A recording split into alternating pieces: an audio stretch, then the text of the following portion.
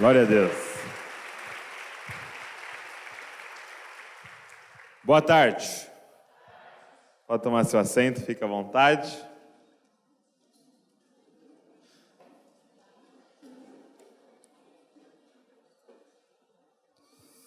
Glória a Deus. Muito bom estar aqui com vocês. Mais essa tarde, para a gente pensar sobre as nossas famílias. E eu queria, nessa tarde, eu havia, um tempo atrás, programado uma palavra para hoje à tarde, mas eu sinto no meu espírito uma inclinação para uma outra direção. Eu queria que você abrisse comigo em Lucas 15. Abre comigo em Lucas capítulo 15, verso de número 29.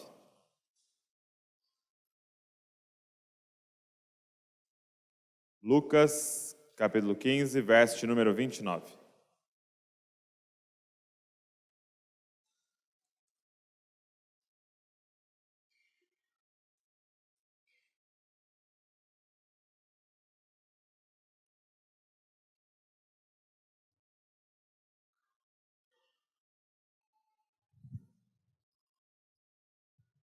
Lucas, capítulo 15, verso de número 29. Quem achou, diga, eu amo a Bíblia. Eu amo a Bíblia. Quem não achou, diga, eu também. Lucas 15, 29, olha só o que diz. Ele, porém, respondeu ao pai, há tantos anos te sirvo, e nunca desobedeci uma ordem tua. Mesmo assim, nunca me deste um cabrito para eu me alegrar com os meus amigos. Chegando, porém, esse teu filho, que desperdiçou os teus bens com prostitutas, mataste para ele o melhor bezerro. Mas o pai lhe disse, filho, tu sempre estás comigo, e tudo o que é meu é teu. Mas era justo festejarmos e nos alegrarmos, pois esse seu irmão estava morto e reviveu, havia se perdido e foi achado. Eu queria ministrar para vocês uma palavra com o tema Identificando Falta de Perdão.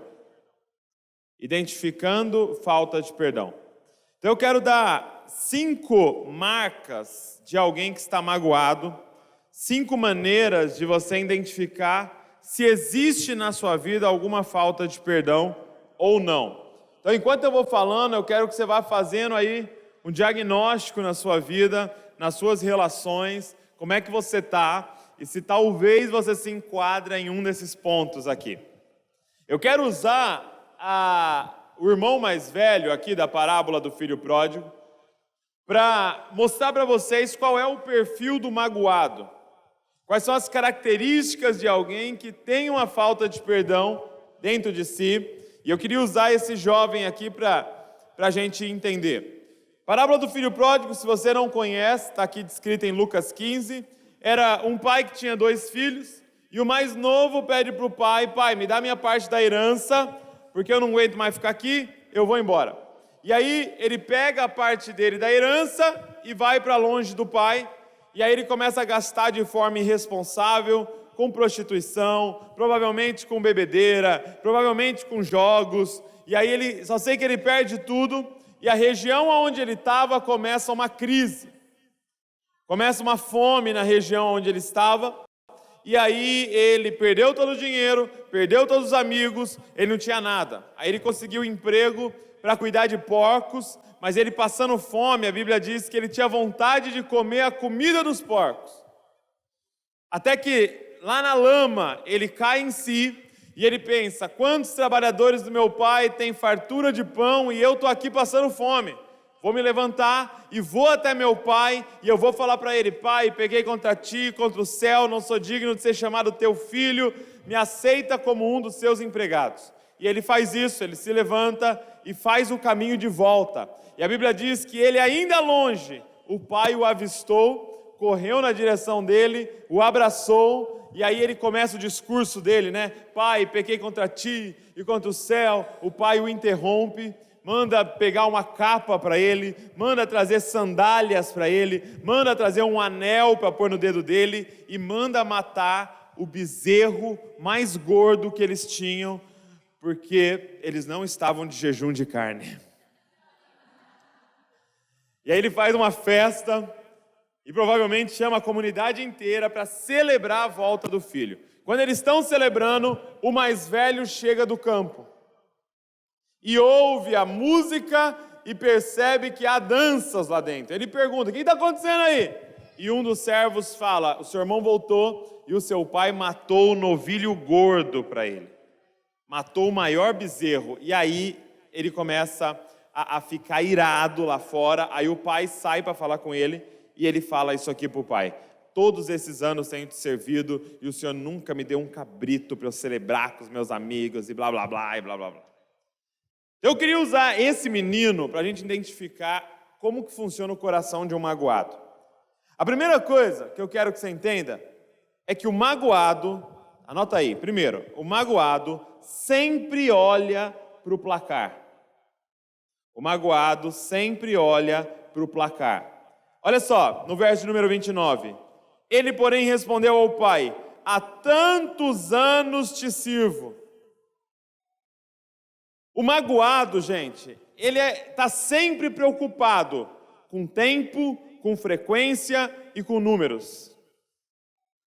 A pessoa magoada, ela tem um bloquinho mental, onde ela está anotando: errou uma vez comigo. Segunda vez. Terceira vez que você faz o seu que lá. O fulano é a quarta vez que ele. Sexta vez, ele tem um bloquinho mental onde ele vai mantendo um registro do erro das pessoas. Esse menino vira para o pai e fala assim: pai, olha, há quantos anos eu estou te servindo? Eu estou anotando, pai. E todo ano o senhor esquece de me dar o cabrito. Todo ano, eu tenho anotadinho, registrado no meu diário mental aqui, escrito pela minha mágoa. O magoado, ele está sempre de olho no placar. Você tem esse bloquinho mental? Você mantém um registro do erro das pessoas? Terceiro ano que você esquece o aniversário da minha mãe. É a quarta vez que você marca comigo e vai mantendo um registro. Vai mantendo um registro. Ele é preocupado com quantidade, ele é preocupado com frequência, ele é preocupado com números, porque é como se tivesse um placar diante dele. Você tem esse bloquinho mental? Você identifica na sua vida que há falta de perdão? É interessante que é exatamente o que Pedro pergunta para Jesus. Pedro chega para Jesus e pergunta assim: Jesus, quantas vezes eu devo perdoar o meu irmão? 7. E é legal porque Pedro achou que estava dando a melhor resposta. Tipo assim, porque na época os rabinos falavam que você tinha que perdoar 3 vezes uma pessoa. Então Pedro falou assim: não, eu aceitei Jesus, agora eu sou crente. Ele falou: e aí, Jesus, quantas vezes devo perdoar meu irmão? 7. Aí ele achou que Jesus ia falar: cara, que isso, Pedro, você está cheio do Espírito Santo, 7. Que isso, 7, meu, 7, que louco, né? Entrei na sua vida. Aí Jesus fala para ele assim: não, Pedro. Porque a pergunta de Pedro era a seguinte: ele não tinha entendido nada sobre perdão. Porque a pergunta de Pedro era o seguinte: Jesus, eu posso, tipo assim, perdoar, mas deixar anotado, entendeu? Aí a segunda vez eu deixo ali anotado. Está perdoado, mas está anotado. Aí tem a terceira, a quarta, a quinta, a sexta. Jesus, na 7ª eu posso matar? Ou na 8ª, né? Na 8ª eu posso dar aquela enforcadinha assim, sabe? Na 8ª eu posso armar uma situação para me vingar? E aí Jesus vira para Pedro e fala: Pedro, você não entendeu nada o que é perdão. Não é 7, é o quê? 70 vezes 7. E Jesus não estava falando para você ir anotando até 490. Jesus estava dizendo: Pedro, quando o assunto é perdão, o lance é ilimitado. Por quê? Porque perdoar significa não ter um bloquinho mental. Perdoar é tratar a pessoa como se não tivesse acontecido. Então, quando ela fizer de novo, é como se fosse a primeira vez. E aí você perdoa. E aí quando ela fizer de novo, é como se fosse a primeira vez. Aí você perdoa. Você não fica contabilizando quando você perdoa. Se você perdoou o que o seu marido fez, como você fala que você perdoou, quando ele fizer de novo, você não fala para ele, é a segunda vez, hein? Não, porque você perdoou. Entenda, gente, perdoar significa zerar o placar. Se você está dizendo que você perdoou, está 0-0. E quando a pessoa fizer, é a primeira vez. E a primeira vez é fácil de perdoar, não é verdade? E aí você perdoa. Só que perdoar é zerar o placar. Então quando ela fizer de novo, é a primeira vez. E a primeira vez é fácil de perdoar, não é? Mas aí você perdoa. E aí você zera o placar. E aí ela faz de novo. O magoado, ele sempre mantém um bloquinho mental, onde ele anota as falhas e os erros e as mancadas das pessoas. Segundo, o magoado, ele sempre se vangloria dos seus feitos. Anota aí, o magoado sempre se vangloria dos seus feitos. Olha só o que esse menino diz. Ele, porém, respondeu ao pai: há tantos anos te sirvo e nunca desobedeci uma ordem tua. Eu nunca desobedeci o Senhor. Agora, esse teu filho gastou dinheiro com prostitutas. Eu nunca desobedeci. O fato de ele não errar numa área é combustível para a mágoa dele. O magoado, ele sempre se vangloria dos seus feitos. O magoado, ele tem essa tendência a sempre julgar o outro. Agora, olha como julgar é algo injusto. A Bíblia fala para você não julgar as pessoas. Porque julgar é algo injusto.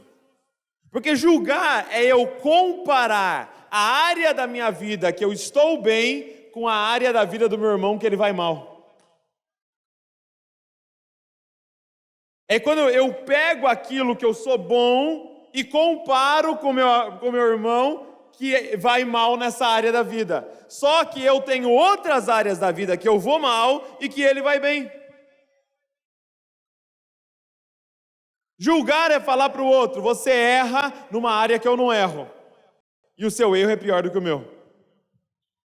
É como se eu pedisse para alguém, por exemplo, eu trabalho com design gráfico. Eu trabalho com design.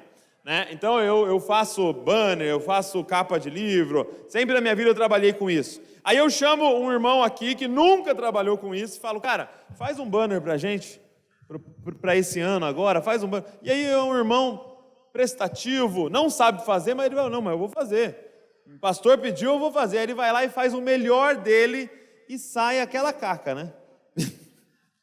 Aí eu chego para ele e falo: meu, o que é isso? Isso é horrível, você é um profissional horrível. É justo? É justo isso? Sendo que eu estudei essa área, eu trabalho nessa área, eu me dediquei nessa área e ele não. Julgar, gente, é comparar aquilo que você tem de melhor com o erro do seu irmão. Cada um de nós temos as nossas fraquezas. Cada um de nós temos a área onde a gente peca. As pessoas mais santas aqui na igreja são geralmente as mais profissionais em esconder o pecado. São as mais habilidosas em esconder, porque a real é que todos nós somos pecadores. Amém? Quem que não tem pecado aqui? É que você esconde bem. É que talvez o seu pecado seja um pecado que você não manifesta em público. É porque você consegue se segurar aqui. Mas todos nós somos pecadores. O magoado, ele sempre se vangloria dos seus feitos. Ele está sempre dizendo: mas como que você fez isso? Eu nunca fiz isso. Você nunca fez isso. Mas e outras coisas que você fez? E outros pecados que você tem? E outras falhas que você tem? Não, mas isso eu nunca fiz. Interessante quando Jesus chega para curar, ele está caminhando e de repente uns leprosos param ele e falam: Jesus, se tu quiseres, tu pode nos curar. E aí a Bíblia fala que tinha 10 leprosos. Eu comecei a pensar sobre isso, né? Por que tinha 10 leprosos? Por quê? Porque leproso anda com leproso. Porque o lance é que a gente sempre quer achar alguém que está pior do que a gente para a gente se sentir bem. Ah lá, caiu só meu dedo, ele já caiu a mão, é mais leproso que eu, ó. Aí você se sente bem sem um dedo, né?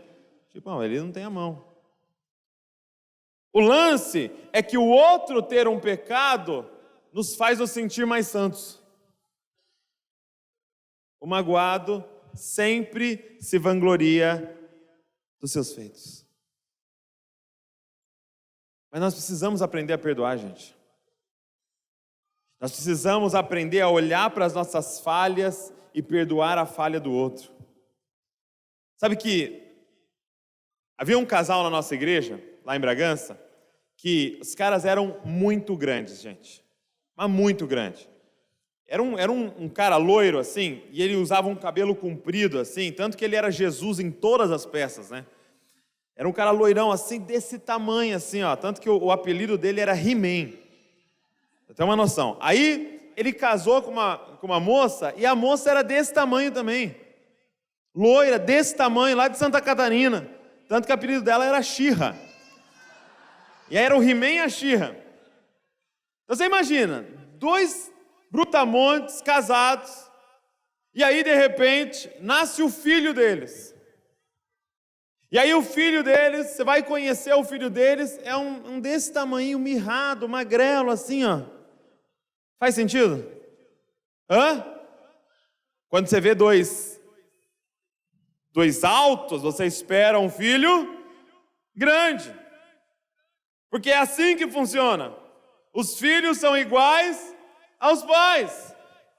Agora, o que eu tenho para dizer para vocês é que aquele que vocês vêm aqui e chamam de pai, todas as orações, todos os cânticos, todos os dias, ele é gigantesco em perdoar.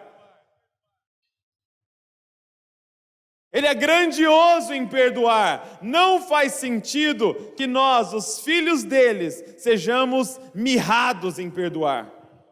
Se nosso pai, ele é gigantesco em perdoar, e você se diz filho dele, você tem que ser gigantesco em perdoar, cara. O mundo só existe porque o nosso pai perdoa. E a nossa missão é dar continuidade àquilo que o nosso pai está fazendo. Perdoe. Perdoe. O magoado, ele sempre se vangloria dos seus feitos. Terceiro, anota aí. O magoado se transforma em um reclamão. O magoado, gente, ele sempre vira um reclamão. Olha só, esse menino. Ele, porém, respondeu ao pai: há tantos anos te sirvo e nunca desobedeci a uma ordem tua. Mesmo assim, nunca me deste um cabrito para eu me alegrar com os meus amigos. Gente, presta atenção. No começo da história, o menino, o irmão dele, eles eram em 2 irmãos. O mais novo chega e pede para o pai a parte dele da herança. O pai dá a parte do menino da herança e o menino vai embora. De quem era o resto da fazenda? Era dele. Nós estamos diante de um cara que era dono da fazenda inteira, reclamando por um cabrito. Nós estamos diante de um cara que provavelmente era milionário, reclamando de um cabrito.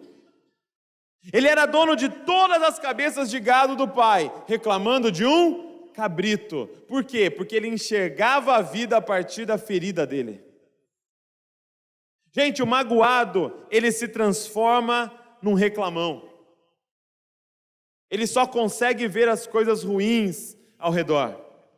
Eu vi a história de um casal, ele tinha acabado de casar, e aí eles se mudaram para um apartamento, tá todo feliz lá no apartamento e tal, né, recém-casados, apartamento tudo novinho. E aí eles começaram a vida de casado, e eles começaram a criar a rotina deles, né? E aí o marido acordava junto com a esposa pela manhã e tal, e eles iam para a cozinha tomar café, e aí ele começou a pegar a xícara de café dele e ficar ali perto da janela, só vendo a vizinhança e tal. E ao lado no prédio tinha uma vizinha, era uma casa, né? E ele começava a olhar assim no quintal da mulher, e tinha o varal da mulher. E aí estava lá pendurado todas as roupas da mulher, o lençol e tal, e ele ficava assim para a esposa dele: meu bem, vem aqui ver. Que mulher porca. Olha as roupas dela, tudo amarela, tudo suja. Imagina ser casado com uma mulher assim, deitar num lençol assim, tudo sujo. Isso era todo dia. Todo dia ele pegava a xícara dele, ele ia para a janela e falava: olha lá a porquice que ela fez hoje. Tudo sujo. Alguém precisa, meu bem, você precisa apresentar o Omo para ela, o Vênus. Meu Deus do céu, olha aquilo. E todo dia, o prazer dele era falar mal das roupas da vizinha. Até que um dia, ele pegou a xícara dele, foi para a janela, e quando ele olhou, estava tudo limpinho as roupas da vizinha. Tudo branquinho, o lençol, as camisetas. Aí ele falou: meu bem, ou mudou alguma outra pessoa lá, ou ela ganhou uma máquina de lavar. Tudo branquinho, meu bem. Aí a esposa dele chegou do lado dele assim, bateu no ombro dele e falou assim: não, meu amor, fui eu que lavei a nossa janela. Você precisa entender, é que a mágoa, ela suja as lentes pela qual a gente enxerga a vida. A mágoa vai acumulando sujeira nas lentes que você usa para enxergar a vida. E de repente você começa a olhar para todo mundo ao redor e você vê mancha, sujeira, mancha, mas na verdade, aonde está a mancha? Você começa a enxergar a vida a partir da sua ferida. E aí você vê gente que é dona da fazenda inteira reclamando de um cabrito. O magoado, ele sempre se transforma num reclamão. Sabe, eu lembro quando eu era jovem, eu contei para vocês ontem, né? Meu pai me ajudou a comprar um carro. Eu fiz 19 anos, aí ele foi lá, ele deu a entrada num Fiestinha, lembra aquele Fiestinha antigo? Parecia um sapinho assim. Aí ele deu uma entrada e me deu um livro dessa grossura para eu pagar mensalmente. E eu, cara, feliz da vida, né? Primeiro carro. Eu lembro que eu fui lá, eu tinha um PlayStation, troquei por uma caixa selada. Os homens sabem do que eu estou falando aqui. Um aparelho de som, uma caixa selada assim que fazia... Aí, né, e eu lembro que depois eu comprei uma roda, coloquei uma roda no Fiestinha assim e tal... E eu amava aquele Fiestinha. Só que começou a acontecer um fenômeno em Bragança Paulista. Inveja, gente. Todo mundo começou a comprar Fiesta em Bragança. Mas todo mundo. Aonde eu olhava naquela cidade, o que tinha? Fiesta. Toda garagem que saía um carro era o quê? Um Fiesta. De todas as cores que você imaginar. Mas é uma inveja naquela cidade, gente. Vocês não têm noção. Fiesta para todo lado. Até que eu paguei o livrinho inteiro. Aí eu falei: agora eu vou trocar esse Fiesta, eles vão ver. Aí eu fui lá, vendi o Fiesta e comprei um Fiat Punto. Fiat Punto, preto, bonitão assim, sim. Aí comecei a desfilar pela cidade. O que aconteceu? Batata. Eu sou uma influência muito forte naquela cidade. Todo mundo começou a comprar Fiat Punto. Aonde eu olhava eu via Fiat Punto, Fiat Punto, Fiat Punto, Fiat Punto, em todo canto. Agora eu te pergunto, você acha que quando eu comprei aquele Fiesta, aumentou o número de Fiestas em Bragança? Não é que o Fiesta aumentou em Bragança, o Fiesta aumentou aqui. Porque você enxerga lá fora o que está aqui dentro. Não é que Punto aumentou em Bragança, é que o Fiat Punto entrou aqui. É fácil você ver, lembra quando você estava grávida? Que parecia que o mundo inteiro estava grávido? Onde você olhava de uma grávida? Uma grávida. Por quê? Porque a gravidez entrou aqui. Ou seja, se você está vendo traição, traição, traição, traição, traição, aonde está a traição? Se você está vendo maldade, maldade isso aí, virou a cara para mim, não me cumprimentou, está falando mal de mim, olha lá, não gosta de mim, quer o meu mal, é minha inimiga, aonde está a maldade?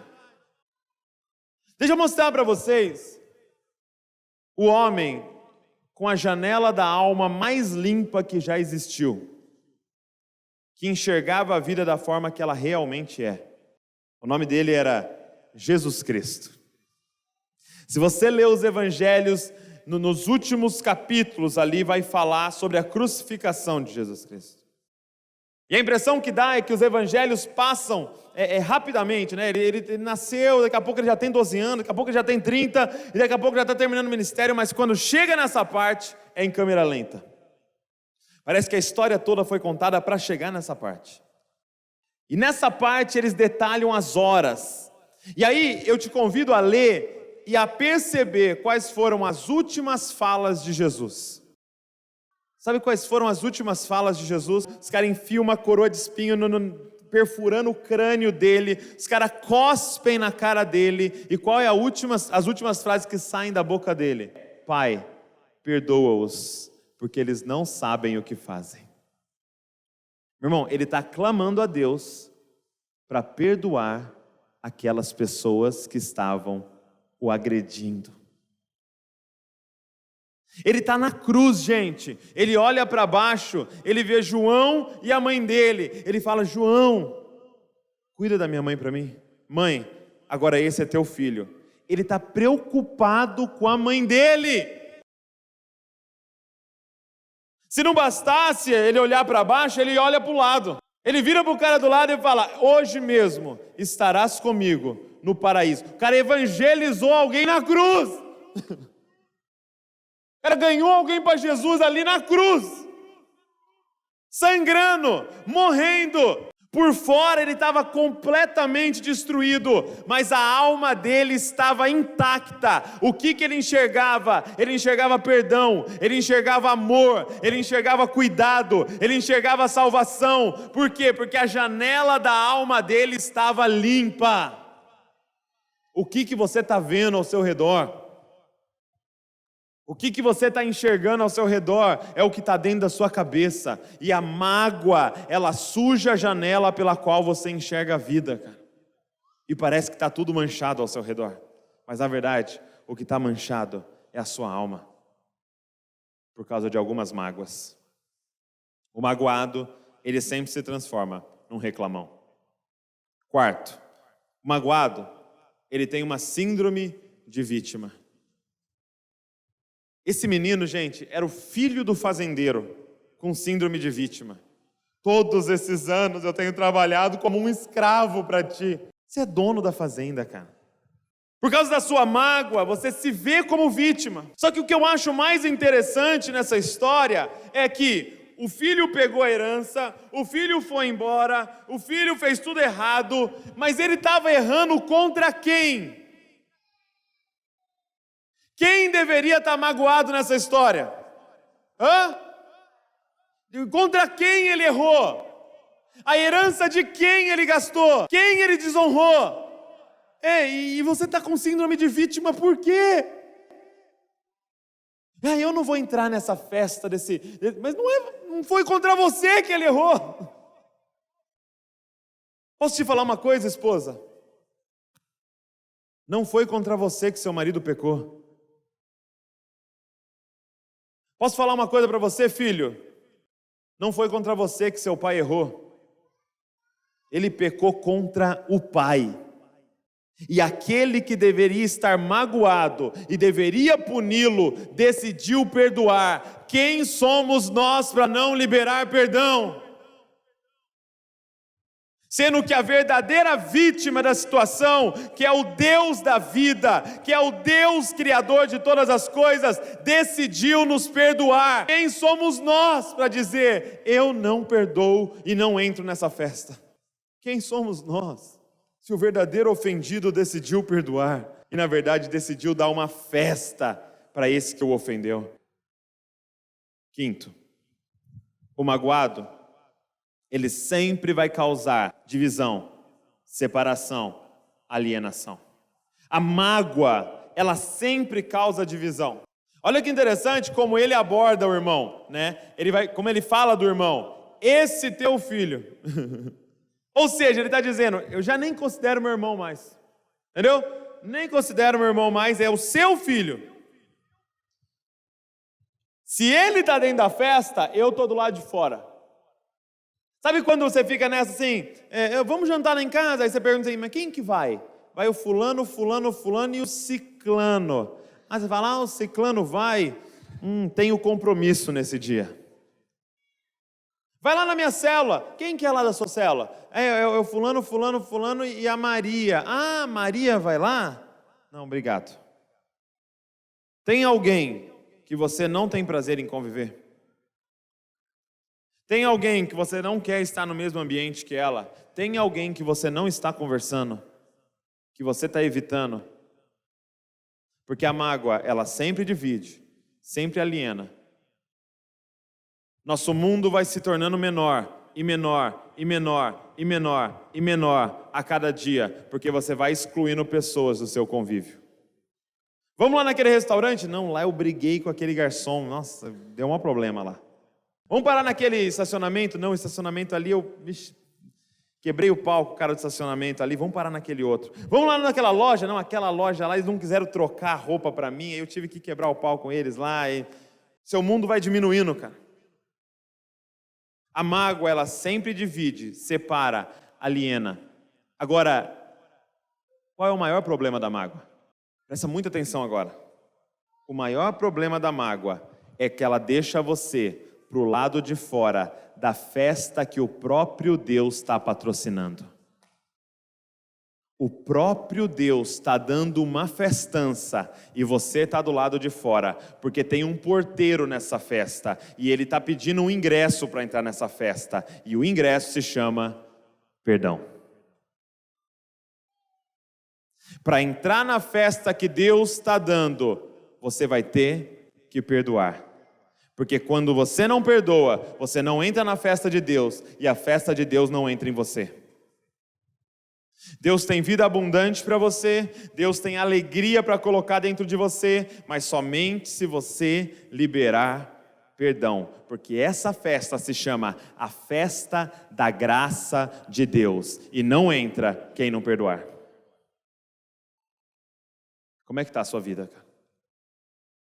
Você está dentro da festa de Deus? Você está dentro da festa de Deus? O que eu tenho a dizer para vocês nessa tarde é o seguinte: Deus está dando uma festa. E Ele saiu da festa hoje para vir até o seu lado e falar: filhinho, vamos entrar. Filhinha, vamos entrar. Esse teu marido estava perdido e foi achado. Estava morto e reviveu. Vamos entrar, filhinha. Filhinho, vamos entrar. Esse seu pai, ele era perdido, cara, e eu vou achá-lo. Ele está morto, mas eu vou revivê-lo. Vamos entrar, cara. Esse teu abusador é um perdido, é um cara que está morto, mas um dia Deus pode achá-lo. Não fica por fora da festa por não liberar perdão. Joyce Meyer tem uma frase que ela diz: faça um favor para você mesmo, perdoe. Meu pai sempre diz: não perdoar é tomar veneno esperando que o outro morra. O maior prejudicado em não liberar perdão não é quem te ofendeu, é você. Quantos câncer estão nascendo na vida de pessoas por mágoa, por angústia, por não liberar perdão? Perdoe e entre na festa da graça de Deus hoje, e deixa a festa de Deus entrar dentro de você hoje. Libere perdão. Deus quer curar a sua família, cara. Libera perdão. Deus quer restaurar seu relacionamento com seus pais. Libera perdão. Deus quer restaurar seu relacionamento com seus filhos. Libera perdão. Porque o maior ofendido da história já o perdoou na cruz do Calvário há 2000 anos atrás, cara. Libera perdão, cara. Mas antes de encerrar, eu quero falar para você o que a gente aprende com esse pai sobre perdão. Se sobre mágoa a gente aprende com esse irmão mais velho, a gente aprende sobre perdão com esse pai. E eu quero que você dê uma olhada. Olha o versículo 17.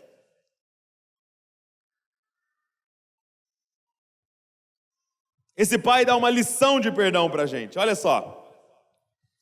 Ele, porém, caindo em si, disse: quantos empregados do meu pai têm fartura de comida e eu estou aqui passando fome? Vou me levantar e irei até meu pai e lhe direi: pai, pequei contra o céu e contra ti, não sou mais digno de ser chamado teu filho, trata-me como um dos seus empregados. E levantando-se foi para o seu pai. Estando ele ainda longe, seu pai o viu, encheu-se de compaixão e correndo lançou-se ao seu pescoço e o beijou.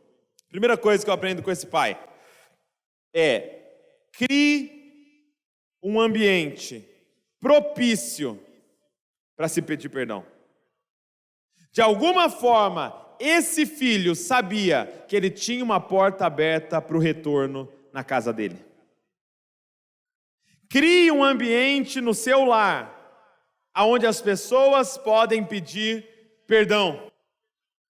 Crie um ambiente no seu lar, onde a gente possa confessar pecados, aonde a gente possa assumir os erros. Crie esse ambiente. Esse menino, eu imagino que ele estava lá na lama, lembrando do pai dele. Peraí, meu pai, lembra aquele funcionário que errou com meu pai? Meu pai perdoou. Lembra aquele empregado que deu uma mancada com meu pai? Meu pai perdoou. Eu vou me levantar e eu vou até meu pai. E eu vou pedir perdão para o meu pai, porque o meu pai vai me aceitar de volta. Agora você imagina se esse pai fosse um pai que não perdoasse ninguém.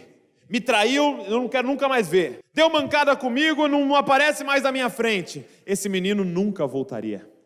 Quantos filhos talvez se arrependeram, mas nunca voltaram para pedir perdão, porque nunca viram uma porta aberta. Lembro que o marido, falando para mim, ele falou assim: cara, eu ia abrir meu coração para minha esposa. Eu estou sofrendo com vício em pornografia, e eu ia abrir o meu coração para minha esposa, porque eu creio que é ela que pode me ajudar e tal. E ele estava criando coragem para contar para a esposa. Coragem para contar para a esposa, coragem para contar para a esposa. Aí, ele falou que ele chegou em casa assim, com aquilo na cabeça: não, tem que abrir para ela. Aí a esposa falou para ele assim: meu amor, você acredita que o esposo da fulana estava vendo pornografia? Você acredita nisso? Que pervertido! Estava vendo pornografia. Ah, se é o meu marido, eu corto o bilau dele. Aí ele falou: hoje, acho que isso é um sinal de Deus, que não é para eu contar para ela. Na sua casa há um ambiente onde pode ser confessado pecados, onde a porta está aberta para se confessar tentações, ou você mantém essa porta fechada? Mantenha um ambiente propício para o arrependimento. Eu vou me levantar e eu vou até meu pai, porque eu sei que meu pai vai me perdoar. Segunda coisa que eu aprendo com esse pai, no verso número 20 diz assim, olha: levantando-se foi para o seu pai, e estando ele ainda longe, seu pai o viu e encheu-se de compaixão, e correndo lançou-se ao seu pescoço. Aprenda uma coisa: facilite o perdão. Gente, facilite o perdão. Se eu conheço alguns aqui, se estivesse no lugar do pai aqui, não ia estar na estrada esperando ninguém, ia estar lá dentro da fazenda. Aí o filho ia voltar e falar: ô, não fala lá pro meu pai que eu voltei. Aí o servo ia lá e falar: ó, seu filho está aí, voltou. Ah, voltou aquele sem vergonha. Certeza que acabou o dinheiro e voltou, né? Mas fala para ele que ele vai ter que esperar, que daqui a 3 dias eu vou atender ele. Fala para ele ficar sentado lá na porta. Sem vergonha, voltou e agora acha que é fácil assim. Sabe qual é a mentalidade da maioria das pessoas? Eu não vou perdoar rápido, porque senão fica sem vergonha. Se eu perdoar rápido, se for fácil assim, essa fala, gente: ah, você fez tudo isso e agora acha que eu vou perdoar rápido.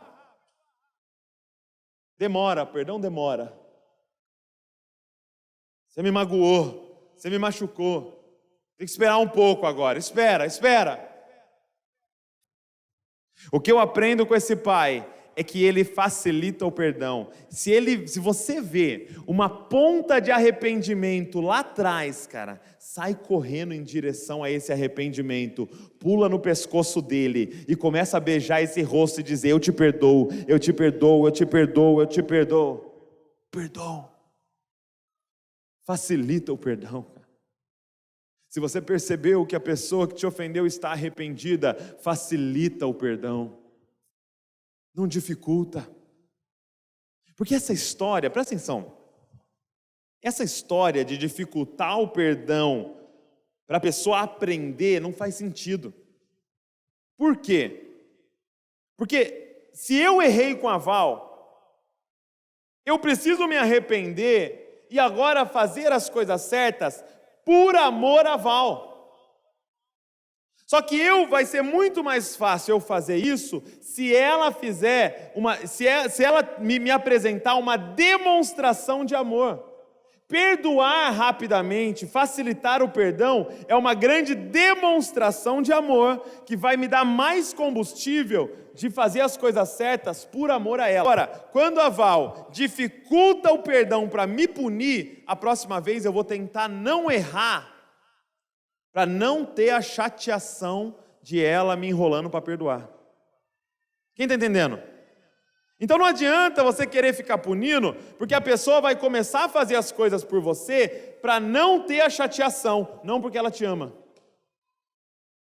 Está entendendo? É igual quando a gente começa a pegar pesado com os filhos. Eles estão fazendo as coisas certas para evitar a punição, não porque eles respeitam a autoridade.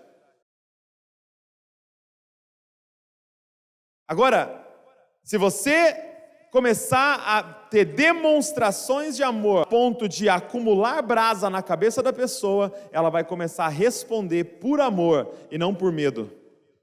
Tem muitos maridos fazendo as coisas por medo da esposa, porque a esposa constantemente o pune. Agora eu vou ficar um dia sem falar com você.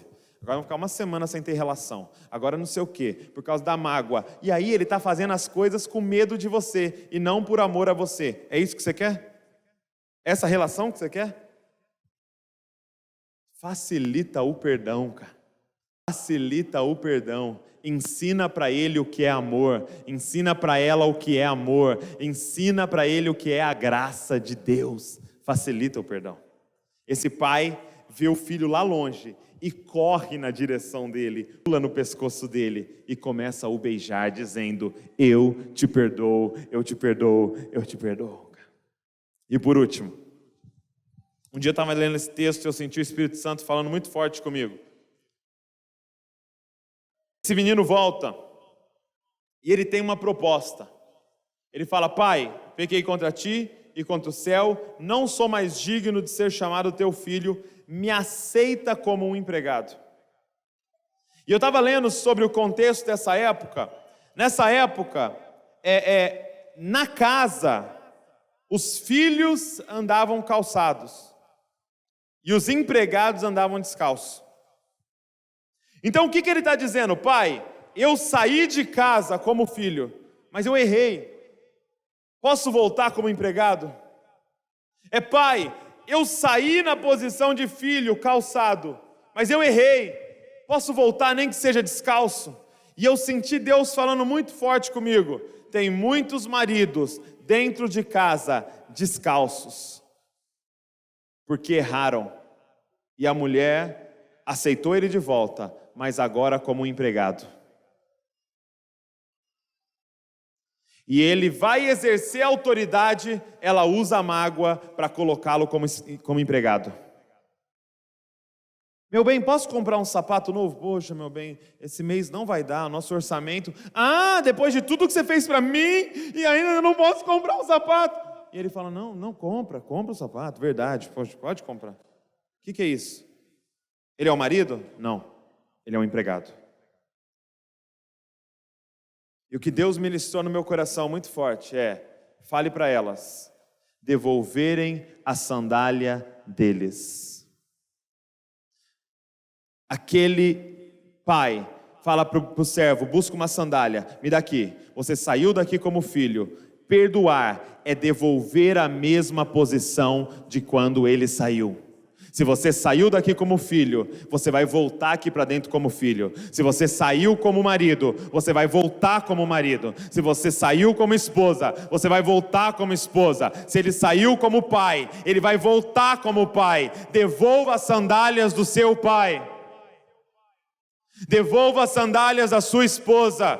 Tem muito marido descalço em casa, tem muita esposa descalça em casa, porque eles erraram. Mas perdoar é devolver a posição que a pessoa tinha antes. Se você saiu daqui como filho, eu só aceito você de volta aqui dentro, como filho, porque isso significa perdão. Ele não é seu empregado, ela não é sua empregada, ela é a sua esposa, ele é o seu marido. Isso significa perdoar. Se coloque de pé no seu lugar comigo.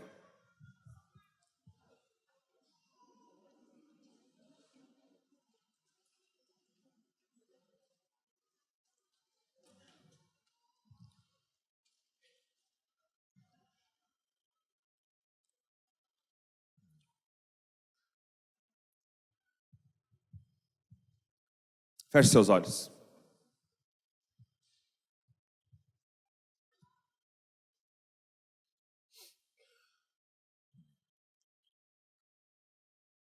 Talvez um dos homens que mais foram ofendidos na Bíblia, que mais foram traídos na Bíblia, foi um personagem chamado José. José do Egito. José foi traído pelos próprios irmãos, gente. José foi vendido como escravo, simplesmente porque era amado pelo pai, porque tinha uma capa que deram para ele e porque Deus deu um sonho para ele.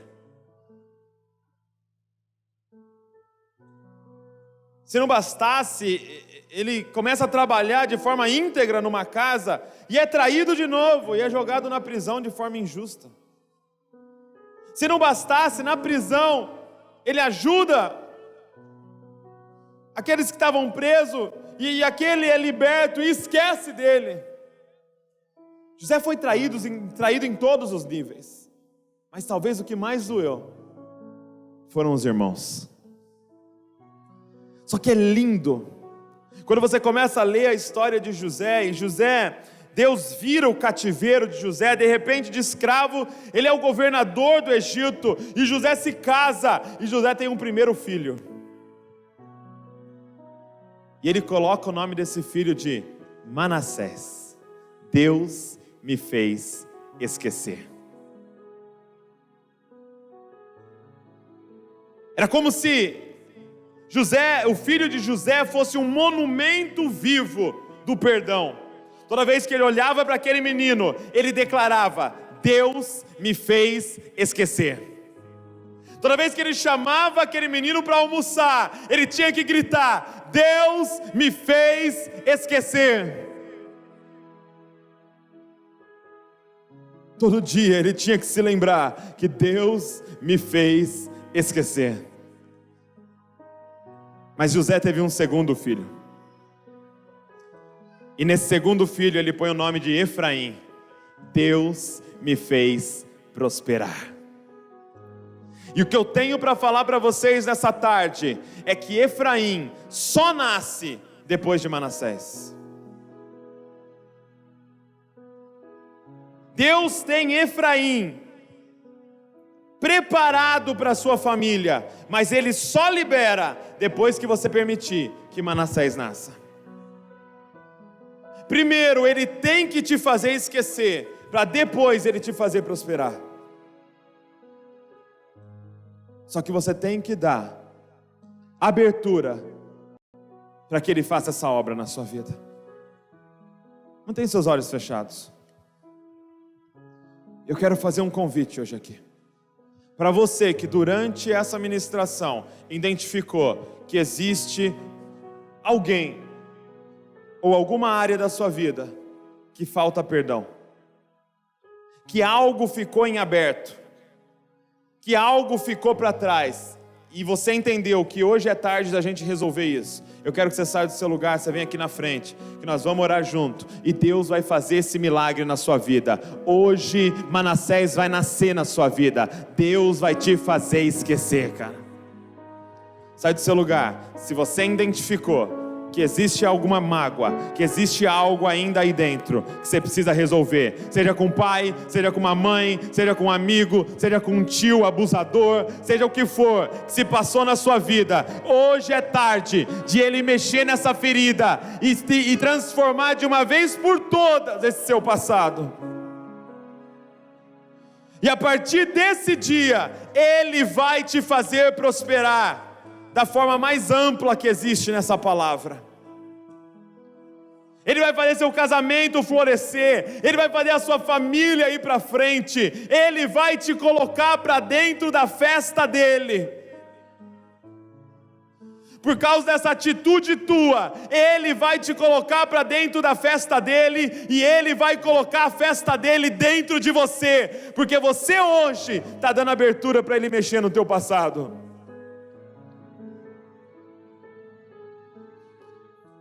Nessa tarde, Deus convida você para sair do trono de juiz. É Ele quem julga as pessoas, não somos nós.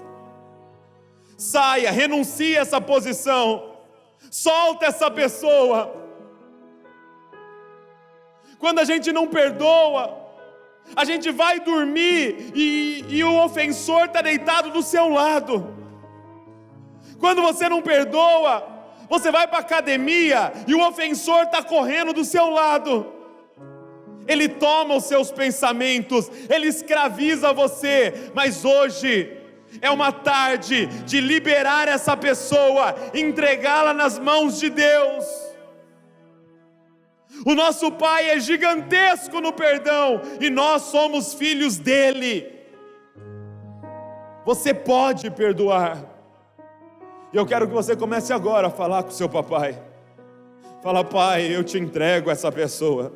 Se você quiser falar simplesmente na sua mente, mas fale o nome dele, fale o nome dela. Fala: eu perdoo, e fala o nome da pessoa. Pai, eu libero, e fala o nome da pessoa. Fala o nome da pessoa. Começa a declarar para ele: eu perdoo, assim como o Senhor me perdoou na cruz do Calvário, eu perdoo essa pessoa. Seja o seu marido, seja a sua esposa, seja os seus filhos, seja alguém. Libera perdão agora, nessa tarde, libera. Espírito Santo do Senhor, agora começa a trabalhar nesses corações dos mais endurecidos que há aqui, Senhor. Começa a trabalhar nesses corações, Pai. Começa a trabalhar nesses corações, Senhor. Eu clamo a Ti. É a última vez que eles olham para essa ferida com dor, Pai, com dor. Senhor, coloca simplesmente uma cicatriz ali, Senhor Jesus, que não vai mais doer, Senhor. Senhor Deus, nos faça esquecer, Senhor. Eu clamo que Manassés venha nascer nessas vidas agora, Pai. Deus me fez esquecer. Realiza agora, Pai, o milagre do perdão nessas mentes, nesses corações, Pai. Realiza agora o milagre do perdão. O milagre do perdão. Não importa quantos anos atrás aconteceu essa ofensa, esse abuso, Pai, esse trauma, nós liberamos perdão agora. Nós entregamos nas suas mãos agora. Nós declaramos: nós não somos juízes. Nós não somos juízes. Tu és o juiz supremo, Senhor.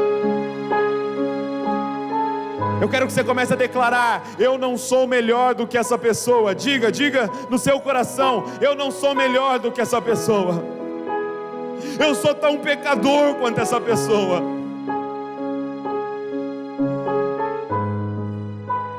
E começa a pedir para Ele agora: papai, me coloca dentro da sua festa, Pai, e coloca a tua festa dentro de mim, Senhor.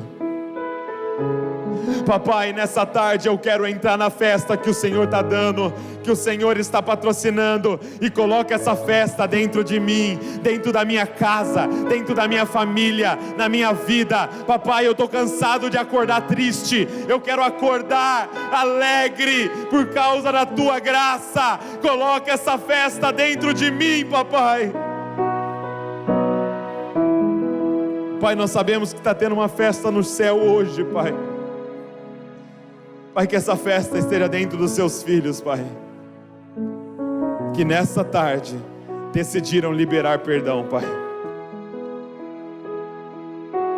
decidiram ser filhos do perdão, Pai, no nome de Jesus, Senhor, no nome de Jesus, Senhor, amém, e amém, e amém.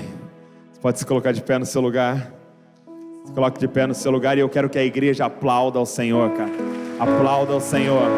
Você não tem noção do que está acontecendo aqui.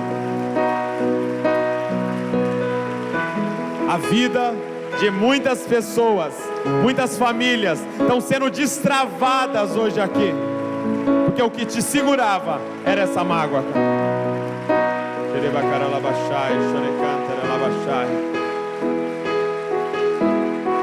Eu quero que você abrace alguém e você vai falar assim, ó: se prepara, porque a partir de hoje Deus vai te fazer prosperar. Se prepara, porque a partir de hoje Deus vai te fazer prosperar. Deus vai te fazer prosperar. Você pode voltar para o seu lugar, livre, leve, pela graça de Deus. Glória a Deus, glória a Deus.